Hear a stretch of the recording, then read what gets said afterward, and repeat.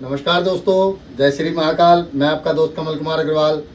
देखिए, एक बार मैं फिर आपके सामने हाजिर हुआ हूँ एक जन्म पत्रिका विश्लेषण के साथ में।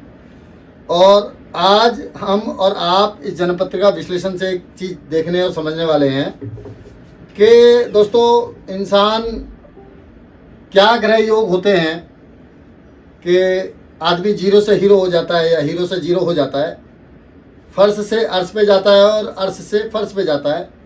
ये जन्म पत्रिका एक बहुत बड़ा उदाहरण है जिसको आज हम देखने और समझने की कोशिश करेंगे। जिस तरीके से मैं अपने हर वीडियो में, हर विश्लेषण में कहता आया हूँ, आज फिर कहूँगा कि मैं यहाँ पे सिर्फ दोस्तों विश्लेषण करने के लिए आया हूँ और किसी को आघात पहुँचाना या किसी को परेशान करना या किसी की निजी ज़िंदगी में झांकना मेरा कोई उद्देश्य नहीं है।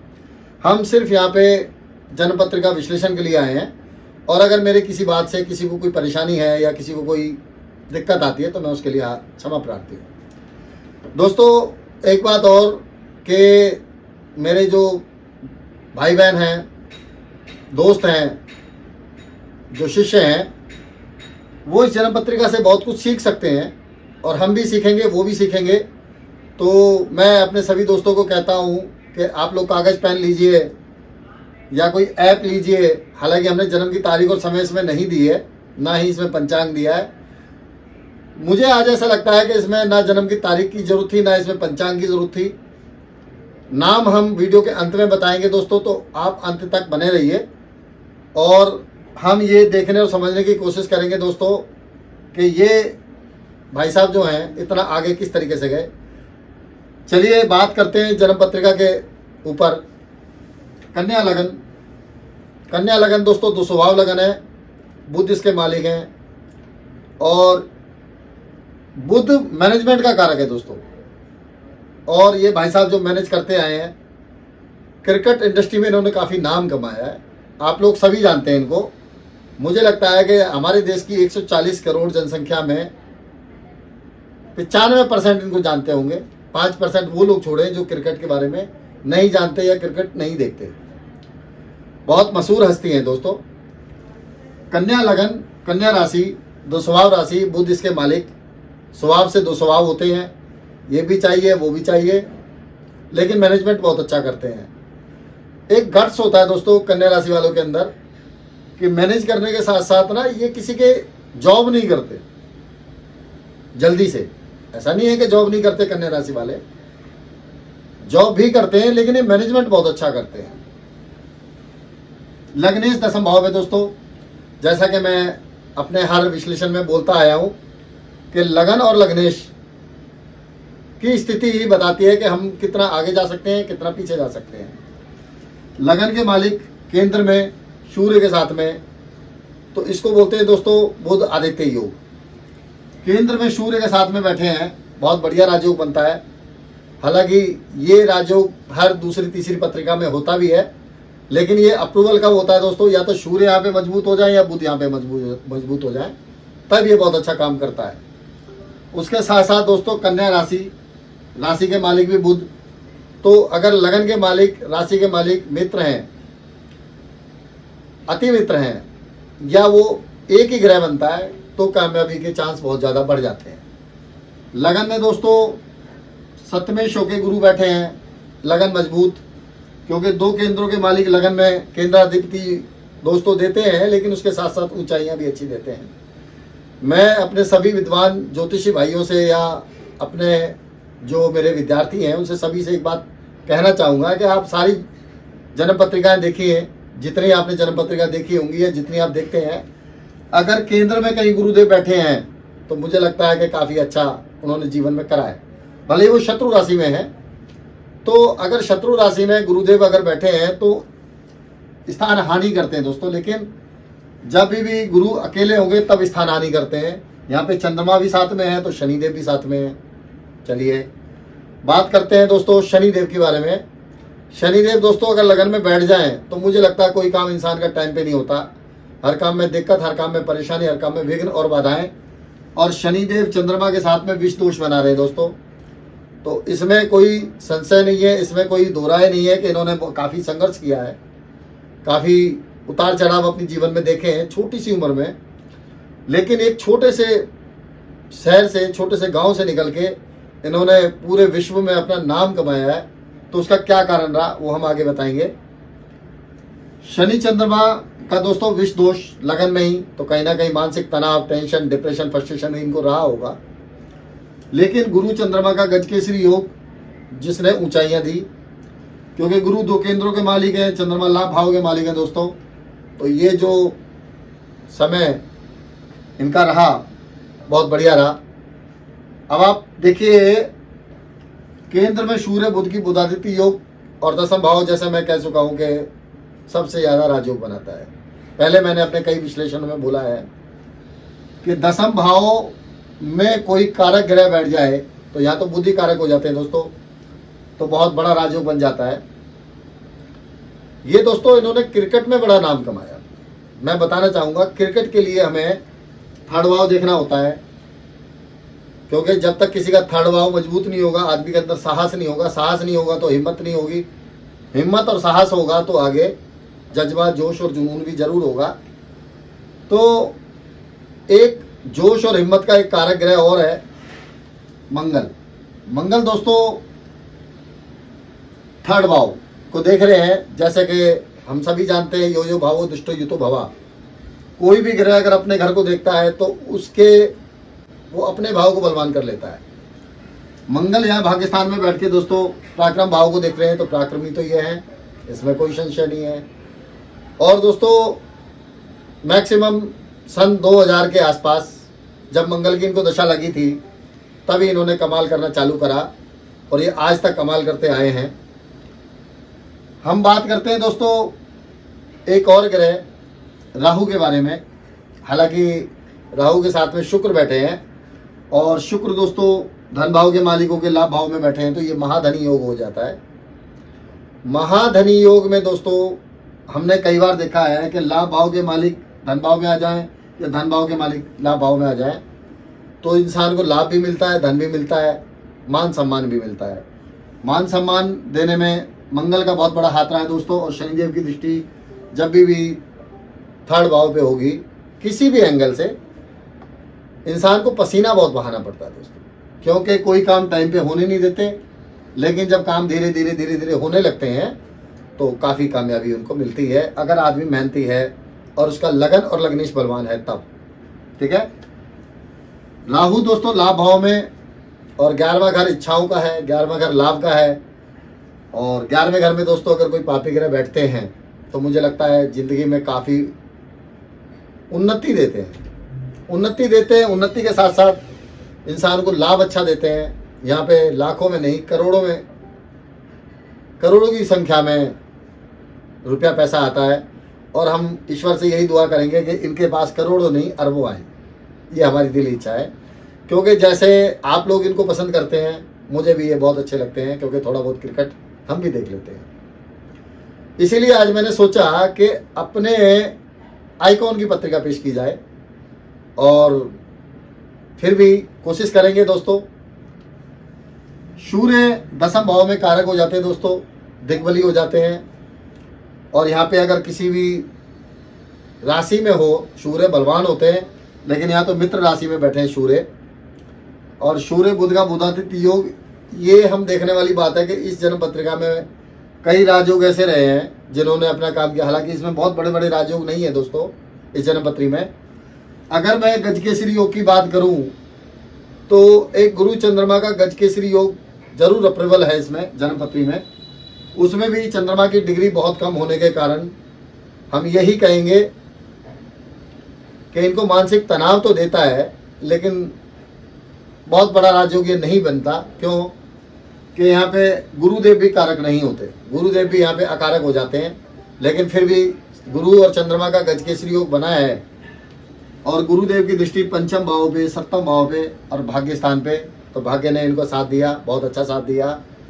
क्योंकि दोस्तों मैं समझता हूँ कि जब तक भाग्य साथ नहीं देता इंसान कुछ नहीं बन पाता। मेहनत तो सारे करते हैं दोस्तों, आप भी मेहनत करते हैं, मैं भी मेहनत करता हूँ, ये भी मेहनत करते हैं। अब मेहनत का रिजल्ट आएगा या नहीं आएगा ये भाग्यस्थान बताएगा या भाग्यस्थान का मालिक बताएगा, उसके साथ साथ कर्म भाव। क्योंकि जब हम कर्म करेंगे तभी हमें भाग्य का साथ मिलता है, ऐसा मुझे लगता है। दोस्तों जैसे मैंने बताया, शुक्र धन भाव के मालिकों के, भाग्यस्थान के मालिकों के लाभ भाव में गए तो लाभ तो इनको मिला कब? शादी के बाद। यही हम देखने वाले हैं दोस्तों कि इंसान का अगर शुक्र कहीं से मजबूत हो जाए तो उसे लाभ मिलता है शादी के बाद। भाग्यस्थान से शुक्र का जब भी दोस्तों संबंध बनेगा तो उसको तरक्की मिलेगी शादी के बाद में। ये बात आप लिख के रख लीजिए। मैं बहुत बड़ा ज्योतिषी नहीं हूँ, लेकिन फिर भी थोड़ा बहुत जैसा मुझे आता है, मेरे गुरुवर ने महाकाल जी की कृपा से मुझे आशीर्वाद जो मिला है, मैंने यही सीखा है कि भाग्यस्थान जब काम करेगा, अगर यहाँ पे शुक्र मालिक है तो जब तक कि जब शादी हो जाएगी उसके बाद उसका भाग्य उदय बहुत अच्छी तरह होता है। भाग्यस्थान में हालांकि सप्तम भाव के, अष्टम भाव के मालिक, सॉरी मुझसे गलती होगी दोस्तों, अष्टम भाव के मालिक मंगल बैठे हैं तो ये भाग्य में रुकावट पैदा करते हैं। लेकिन रुकावट के साथ साथ मंगल ने दिया, और मुझे लगता है कि जब ये अपने गांव से, अपने शहर से क्रिकेट अकादमी में गए, तब ये बहुत छोटी उम्र में गए। उस समय मंगल की दशा इनको लगी थी। हमने दोस्तों कई क्रिकेटर देखे जिनके मंगल बलवान थे और उन्होंने बहुत काफ़ी उन्नति की जीवन में, जिसमें सचिन तेंदुलकर भी हैं और ये भाई साहब भी है। तो मंगल भाग्यस्थान में बैठ के दोस्तों पराक्रम भाव में बैठा और मंगल की दशा में ये अकादमी में गए और मंगल ने इनको बहुत अच्छा लाभ दिया, ज्वाइनिंग में लाभ दिया। दोस्तों जब मंगल की दशा रही तो इन्होंने बहुत अच्छा कमाल करके नहीं दिखाया, इन्होंने कमाल करके दिखाया दोस्तों राहु की दशा में। मैं अपने सभी दोस्तों को एक बात बताना चाहता हूं कि कन्या लगन हो, मिथुन लगन हो, तुला लगन हो, मकर लगन हो, कुंभ लगन हो, इनमें शनिदेव कारक होते हैं, लेकिन शनिदेव के साथ साथ राहु कारक होते हैं। इसीलिए कहते हैं कि राहु शनिवत फल देते हैं।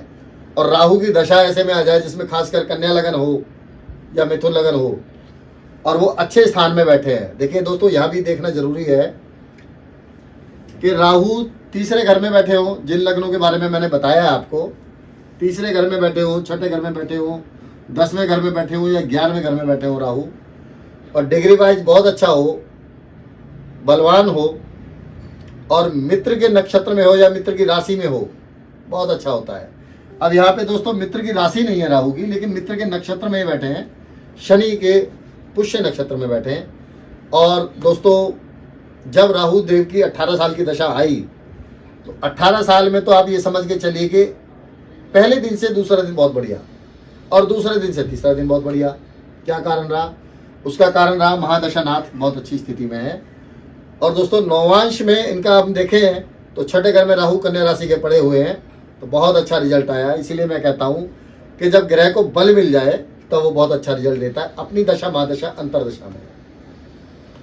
उसके साथ साथ दोस्तों राहु की दशा, राहु ने कहीं ना कहीं डिस्टर्ब तो जरूर किया होगा, क्योंकि राहु शनिवत फल देते हैं, राहु संबंध विच्छेद ग्रह हैं, राहु सर्वाधिक पापी ग्रह हैं। दोस्तों राहु की दृष्टि पंचम भाव पे, पराक्रम भाव पे और सप्तम भाव पे, तो ग्रह की दोस्तों आदत होती है एक हाथ से देता है और एक हाथ से लेता है। इसीलिए मैं अपने सभी विद्वान ज्योतिषी या दोस्तों को बताना चाहूंगा कि राहु एक मलेच्छ ग्रह है, एक संबंध विच्छेद ग्रह, लेकिन राहु दोस्तों अगर देने पे आए, हम सभी जानते हैं, तो रातों रात आदमी को चमका देता है। एक राहु एक ऐसा ग्रह है जो इंसान को चमकाता है, तो इस तरीके से चमकाता है कि इंसान देखता है कि अरे वाह मजा आ गया, ये इंसान पहले क्यों नहीं मिला हमें। तो ये राहु का कमाल रहा दोस्तों। और राहु की दशा के बाद में जब गुरु की दशा आई तो कुछ इनको परेशानियां भी हुई, हम सभी जानते हैं। कई बार इनके चोट भी लग चुकी है, कई बार ये मानसिक तनाव से भी गुजरे हैं, कई बार ये कैप्टन भी रहे हैं और कई बार ये कैप्टन पद छोड़ भी चुके हैं। और तो और दोस्तों इन्होंने बहुत अच्छा करा और एक फोर्स में भी ये, हालांकि वो फिजिकल नहीं है, वो सिर्फ ऑफिशियल है, एक फोर्स ने इनको अपने संस्था में इनको एक बड़ा पद भी दे रखा है। तो ये एक अद्भुत है दोस्तों, क्योंकि मंगल आज नहीं तो कल अगर बलवान है तो वर्दी भी देता है, ऐसा मुझे लगता है। और क्रिकेट में भी वर्दी पहनी जाती है दोस्तों, और पुलिस में भी वर्दी पहनी जाती है, और फौज में भी वर्दी पहनी जाती है। ये एक ऐसे खिलाड़ी रहे हैं दोस्तों, क्रिकेट के खिलाड़ी रहे हैं जिन्होंने क्रिकेट पहले खेला और वर्दी बाद में पहनी। बहुत से खिलाड़ी ऐसे भी रहे हैं दोस्तों कि क्रिकेट बने, फिल्म स्टार बने, तो कहीं ना कहीं इनको भी फिल्मों का शौक रहा है, इनको एडवर्टाइजमेंट का शौक रहा है जो इन्होंने करी है, क्योंकि शुक्र लाभ भाव में बैठेंगे तो फिल्म इंडस्ट्री से भी लाभ देते हैं, ऐसा देखा गया है और ऐसा होता भी है, क्योंकि लाभ भाव में ग्रह बैठता है तो अपने कारक क्षेत्र से वो भी लाभ देता है। अब दोस्तों बात करते हैं सूर्य की। एक ग्रह बच गया, उसके बारे में बात करते हैं, जिसके बारे में अभी तक हमने बहुत कम बात की है। सूर्य दोस्तों 12वें घर के मालिकों के 10वें भाव में जब भी बैठेंगे तो इंसान या तो इम्पोर्ट एक्सपोर्ट का काम करता है, या विदेश की यात्रा करता है, या देश विदेश की यात्रा करता है, या वो जन्म स्थान से दूर जाके वो बस जाता है। तो सूर्य नौवांश में बलवान है, नौवांश में सूर्य उच्च के हैं, इसलिए सूर्य बहुत, हालांकि सूर्य की दशा बहुत कम समय के लिए इनको रही, राहु की महादशा में सूर्य का अंतर रहा, तभी काफ़ी परेशान भी रहे। लेकिन फिर भी मैं ये कहूँगा दोस्तों कि सारे के ग्रह तो किसी की जन्म पत्रिका में अच्छे नहीं होते। बहुत ही कुछ लोग खुशकिस्मत होते हैं जिनकी पत्रिकाओं में सारे ग्रह बलवान हो जाएं या सारे ग्रह अच्छे हो जाएं। लेकिन मेरा मानना ये है दोस्तों कि अगर मेहनत करे इंसान और उसको ईश्वर की कृपा प्राप्त हो जाए तो काफ़ी तरक्की कर सकता है जीवन में। तो दोस्तों कैसा लगा विश्लेषण, और मैं एक, जैसा कि मैंने कहा था कि वीडियो अंत तक देखिए, अंत तक बने रहिए। मैं अंत में इनका नाम बताऊंगा। ये दोस्तों भाई साहब है महेंद्र सिंह धोनी, ठीक है। देखिए कितना अद्भुत नाम है, कितनी अद्भुत जन्म पत्रिका है, और काफ़ी हमें कुछ सीखने को मिलता है जन्म पत्री से कि इंसान अगर मेहनत करे तो क्या नहीं मिल सकता उसे। और दोस्तों इसी के साथ साथ जन्म पत्रिका में अगर आपको कुछ अच्छा या कुछ योग और नज़र आते हैं हमें भी बताइए, हम भी कुछ सीखेंगे इससे और आप भी सीखिए। इसी के साथ साथ दोस्तों मैं आप लोगों से हर बार कहता हूँ, आज फिर कहूँगा, चैनल सब्सक्राइब करें, लाइक करें, शेयर करें दोस्तों, क्योंकि जब तक आप चैनल को सब्सक्राइब करेंगे, लाइक करेंगे, शेयर करेंगे, तभी हम और आप आने वाले वीडियो देख पाएंगे। इसी के साथ साथ दोस्तों मैं एस्ट्रो कमल कुमार अग्रवाल आपसे इजाज़त चाहता हूँ। जय श्री महाकाल, नमस्कार दोस्तों।